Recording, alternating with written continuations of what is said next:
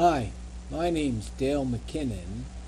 Welcome to Publisher Asks Author of Culturally Different. I'm the author of Culturally Different, and I am going to do the first reading today. In 2 weeks, Jennifer Crystal Johnson of Broken Publications will get back to me with questions and clarifications based on those asked or asked by her colleagues of my reading today on the book Culturally Different.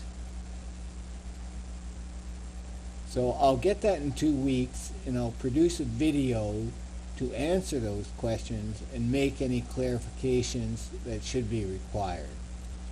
This is the first reading from Culturally Different.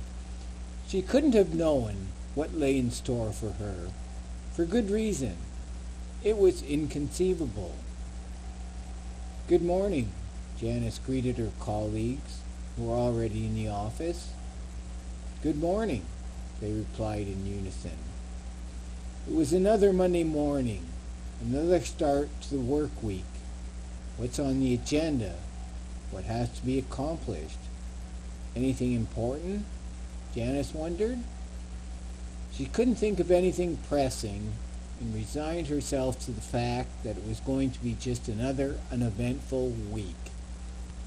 Uneventful for Janice meant that she didn't have any important meetings or have to spend any time at the airport waiting to catch a flight. Maybe she could use the week to catch up on work that had been piling up on her desk. Janice could use this week to make sure that the 3 reports written by her subordinates met her approval. All she had to do was read them and make any recommendations she had. She didn't have to elaborate on her suggestions. She just had to make them. It was up to her subordinates to interpret her recommendations. Assuming their interpretations were correct and properly incorporated into the reports, 2 days would be left to prepare for next week's board meeting. Although members of the board of directors acted politely in all circumstances, Janice knew that something was on their minds. It could have been a number of items, like the discovery of a budgetary error that had occurred before her time in charge, but still reflected in the books to this day. It could have also been something that one of her board members and one of her senior vice presidents had been clandestinely discussing upon her arrival one morning. This type of occurrence had increased in frequency recently. It could have been a number of things, but as president, Janice would have to take the fall. After all, the buck had to stop somewhere, and she was in charge. Janice had risen to her current position rather quickly. At just 37, she was young to be the president of a prestigious corporation. She had been with the corporation for just over 10 years after being hired in a fairly senior position.